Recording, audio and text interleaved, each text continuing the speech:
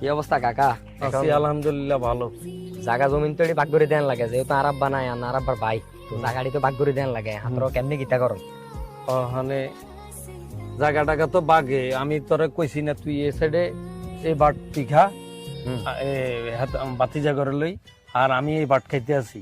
ওখানে এই বাট কাকা খাইব, অসুবিধা নেই। আচ্ছা, ঠিক আছে। তো গাছ এটি কিতা করবেন? এই যে যেন 2000 গাছ আছে, এটি কিতা করবেন? কাছে সাইডের গুণ তো তোরা লই যাগবে, আর হে সাইডের গুণ কাকা খাইব। এই সাইডে গাছ 2000 আর এখানে গাছ হলো 1200। গাছ 1200 হইলে তোরা ওই এন্দি বড় গরুটা দিই, আর বড় খাসিটা দিয়ে দিই। বড় গরু আর বড় ঘাসি গরু কটে। আচ্ছা কথাটা না তাহলে শুনেন, আমি জানি না এনে মানছি। আর একটা আবদার আছে। কি আবদার ক?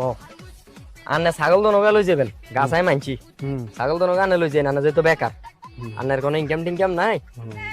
ছাগলের ঘাস টাসও আনের এত প্রেশারের জন্য রাস্তা চাই দিবেন, ছাগলের খাইব উঠাইব। আর গরু তো নগা আর দিতেন, এটি দিচ্ছে খরচা আছে, যেহেতু আমরা কাম কাজ করি। গরু আই চালাইম, আনে ছাগল এটি লই যান।